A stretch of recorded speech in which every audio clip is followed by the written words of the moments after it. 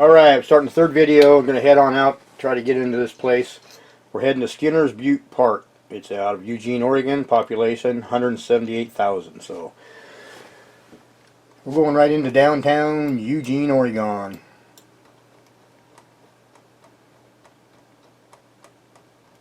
Right beside the Willamette River. To this right here. Okay? And we're going to go to the northwest end of this park. And you can see the columns right here. The rest of it's all buried and gone, and it's underneath what you see here. Everything else is missing. I'll explain some of that in the video. Now, these fibers that you're about ready to see are not trees, okay?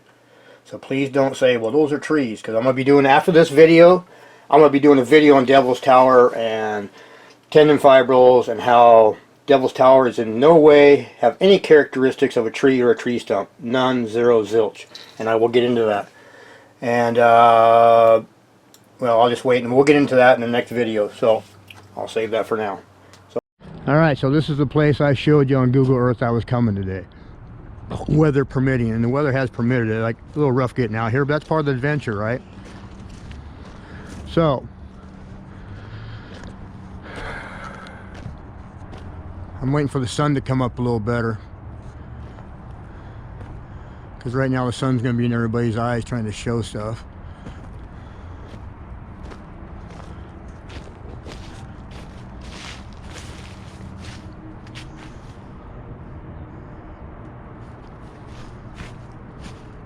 And I grabbed a big chunk of this to take home with me too. Probably get thrown in jail out here the way they're pretty liberal in Eugene. Everybody's wearing masks in their cars and wearing masks outside. Being good little slaves.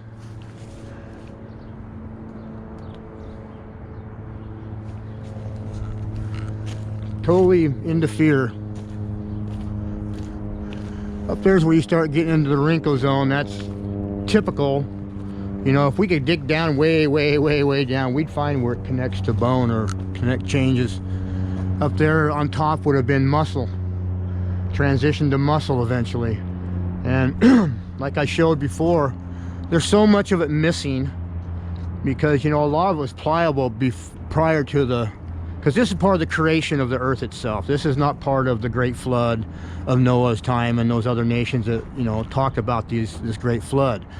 This stuff, I believe, what it looks like to me, because Roger Spur's even shown a lot of it, it's pliable. Prior to the flood, it was pliable. They were carving pieces off, building cities out of tendon and muscle and things like that.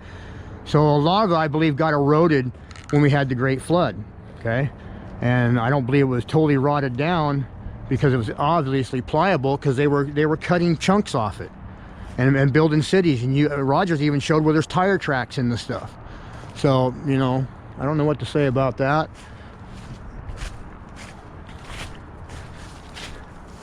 These are pretty, get some of this to fall on me. Looks like got a lot of lichen forming on it.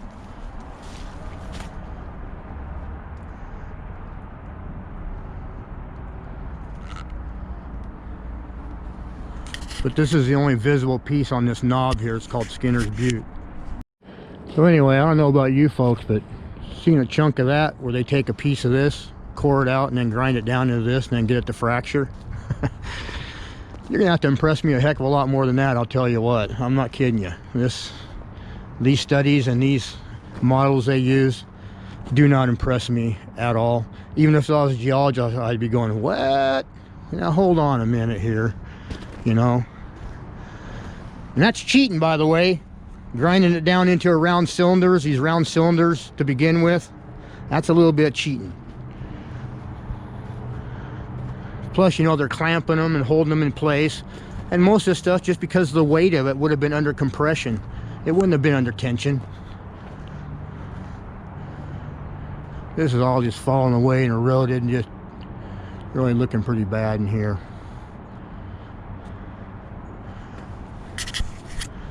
We can climb up there and look at some of that stuff, maybe not fall off. This stuff's pretty slick.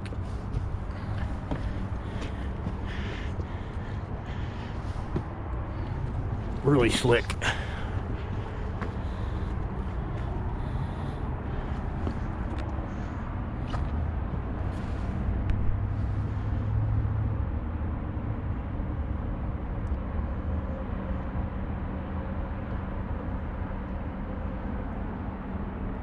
Now I found it in other places where it doesn't have as much of this. You know, it's more straight up and down, more running linear.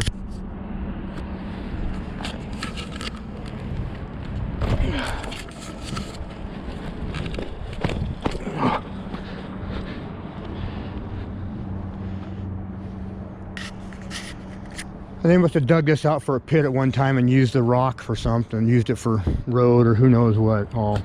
Man, last time I came here, there was none of this lichen all over and stuff. It's every year it gets worse and worse.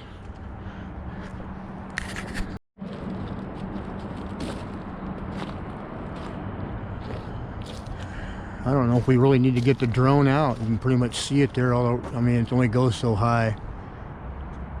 And all I'd be doing is flying right up close to it, and we can get up close to it down here. Then I don't have to wait around all day for the sun to get behind me.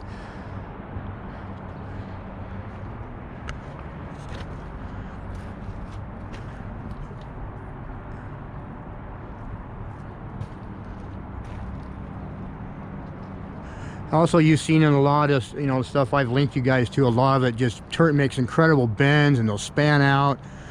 And I'm sorry, but I don't buy their theory at all. Especially with the carcasses we're finding on Earth. And not only that, but you know, God didn't say He waited around 5 billion years for things to evolve. And you know, our creation, everything is a supernatural event that science will never understand. They'll never bend and bow the knee to that. You know, they're most of them are atheists or agnostic, whatever it might be, and they don't believe in a creation, especially the way what we're finding. I wish that screen wasn't on there. We get behind it, or you could see it better. These are really dandies over here, and these come in more of an angle and swoop up compared to those over there.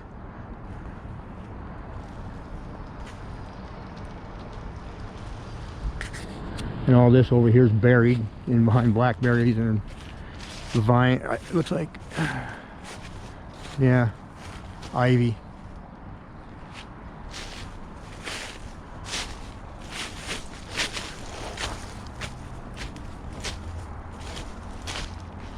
Oh, she's slick. Oh, this stuff is really angled. Look at some of that stuff coming out at that angle. So how would it, you know, I've seen these come out and go like this. So that, I mean, that totally blows their theory on it fracturing, and because it's laying at a horizontal angle and still has the same patterns. You know what I'm saying? That one there, you can see it came out, these came out at a lot different angle. See how sharp that angle is? And that one, and that one.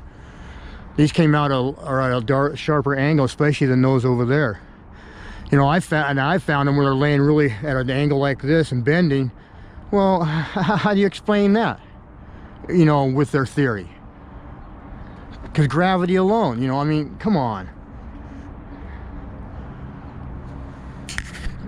Yeah, these over here at a really sharp angle.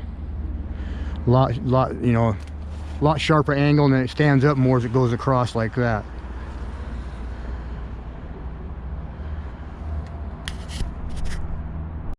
I'd like to get up in there, but it's just too slick. From what I can see, I didn't fall. Yeah, it's too slick to stand on top of these things and climb up in there after all this freeze we just had. You can see it really visible here, but you notice how over here it's covered with debris, and people don't even know they walk on things on this earth, the stuff that's underneath. And this has never been smelted. This has never been liquid in a magma form and then cooled. It's obvious especially when you come up to it and take a look at it. I mean, this would be so porous, it's not even funny, because of the way magma and lava cool. Because all they are is a smelting process. Magma and lava is the scum coming off at a certain temperature being burnt off. Okay, just like a smelting in a furnace and making steel. And at certain temperatures, you have these elements that burn off the slag, and that is what magma and lava's, you know, stuff above the surface. Magma is what they call below. Igneous intrusive and igneous extrusive. So this stuff has never been heated. It's never been in a liquid form, a liquidous form of any kind. This has not been smelted off. This is not slag. And it's obvious, especially when I get out here and look at it and hold it in my hands and stuff. And this has never been in a smelting process. Okay? And I understand it very well, working with metals, heating up metals, bending metal, melting metal, using oxyacetylene and torches, welding metal, and how you bond metals together and have to use different types of rod. I understand metallurgy quite well.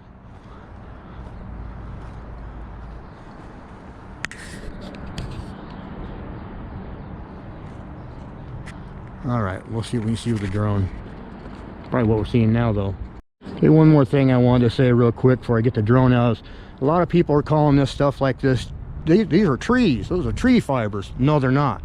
Trees don't grow like this. Cellulose fibers don't grow this way, okay? They're actually grown in together. They actually bond into each other to keep this tree strong. There's no characteristics of a tree here whatsoever. There's no cambium layer. There's no compression wood, no tension wood. I could go on and on and on, okay? Tree fibers don't grow this way. And I'll be doing my next video on Devil's Tower on tree fibers to show you actually what tree fibers look like and actually how they work, how tension wood works, how compression wood works, cambium layer, on and on and on. Okay? So my next video after this one will be about Devil's Tower and tree fibers and what people are calling stuff like this. A lot of people out there in the other channels are calling things trees and tree fibers that are not. That's why I don't watch their channel, because you guys say, well, have you watched this channel, this channel? Yeah, I've seen them, and they're wrong. Okay? That's why I don't watch them. They're calling things trees that are not trees. I understand this stuff very, very, very well. I've done it for 35 years. Trees. So, with that being said, let's see if we can get the drone out and fly these tendon fibrils.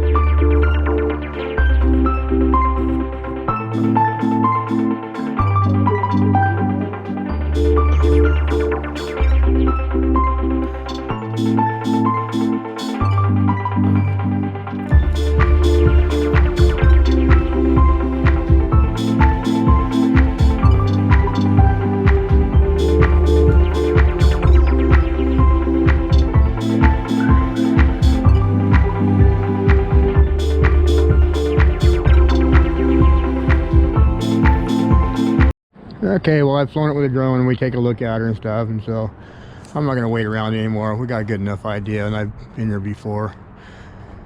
So, you know, like I said, taking a piece of it and grinding it down into a round cylinder and getting it to fraction and say, oh yeah, that's what caused all this all over the earth. Yeah, all those patterns and bonnet patterns, and oh man. Okay, if you think so. Huh. Does that impress you?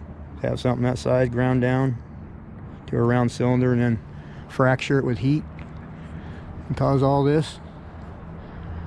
I think a lot of you are smarter than that. All right, we'll bug out of here. Have a great day. God bless and bye-bye now. Like I said, next video will be coming on Devil's Tower and tree fibers and tendon fibrils and some things I'd like to discuss, say about that people are calling things trees and are absolutely not trees. Okay, so I brought me home one of these supposed chunks of magma, lava underground. Yeah, right.